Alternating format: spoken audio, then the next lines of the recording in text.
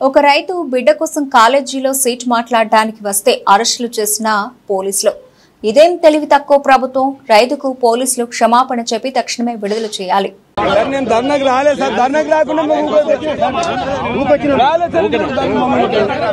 సరే నేను ఖాళీ మాట్లాడడానికి వచ్చినా సార్ మా కొడుకుది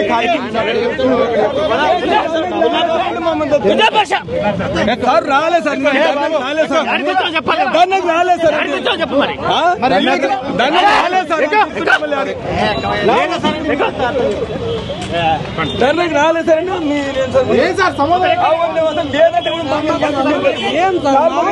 ధర్నకు రాలేదు సార్ మేము ధర్నకు రాలేదంటే పంపిస్తలేదు సార్ మీరు